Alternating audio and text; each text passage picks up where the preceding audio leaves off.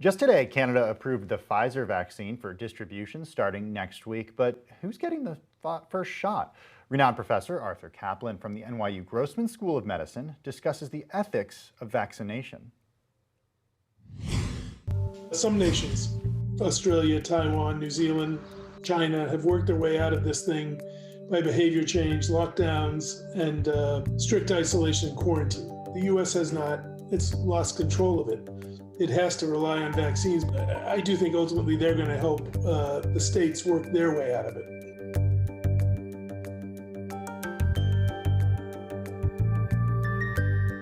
In the emergency side, I think it's pretty clear that you're trying to, in the U.S. in particular, preserve the healthcare system from not being tipped over. So healthcare workers are going first, not because they're the greatest need or the greatest risk, but you've got to try and maintain the system. Then there's pretty much agreement that the next group should be nursing home residents because they got beat up very badly by the virus, and they still are. Out of 250,000 or so deaths here, I think 100,000 were nursing homes. So I think for the first couple of months, December, January into February, we're going to see the healthcare workers get it, the nursing home residents get it, nursing home staff get vaccine, and that'll be it. There won't be any more for anybody anyway, so it doesn't matter who's prioritized.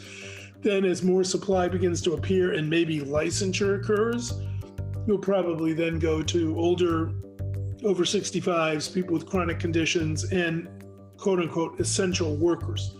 That's a big group. That's probably 80 million plus, but I think we'll have enough vaccine to do that.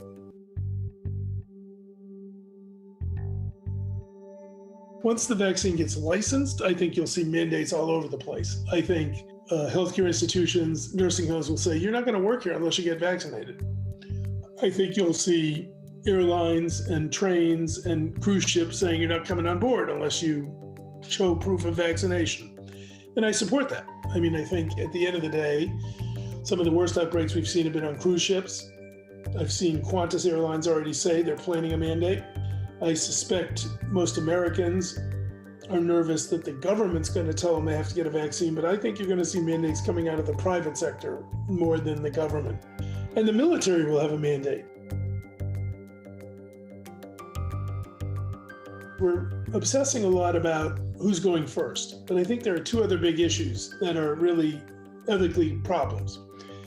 As soon as you approve some vaccines for emergency use, then whether it's England, the US, or wherever, a lot of people are going to say, I don't want to be in a trial anymore.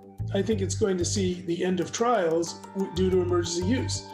People in the placebo group are going to say, I don't want to be in the placebo group. Tell me if I am, because I want to go get vaccinated, particularly if I'm a high-risk person. The other thing I think we've not paid enough attention to is everybody wants to know who's going first. Well, that's nice. But in the short run, the issue isn't who's going first. The issue is, are places going to be able to administer this darn vaccine? Pfizer's is cold chain, very, very cold temperatures. I don't know if I trust being able to keep everything at the cold chain temperatures all the way through. It's hard. Even if you do, it comes in packages, I think, of 1,000. That means you get 1,000 doses, you open up the package, and you got to give them out within 5 or 6 hours. That takes a lot of people to vaccinate that many people that fast. Those people have to be in one place to get it. I mean, it's logistically going to be harder than I think people think.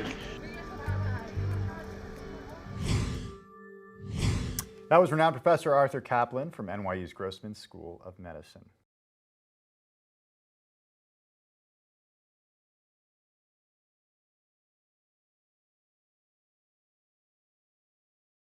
The biggest stories the moment they happen from around the globe. Subscribe to Bloomberg Quicktake now for insight in an instant.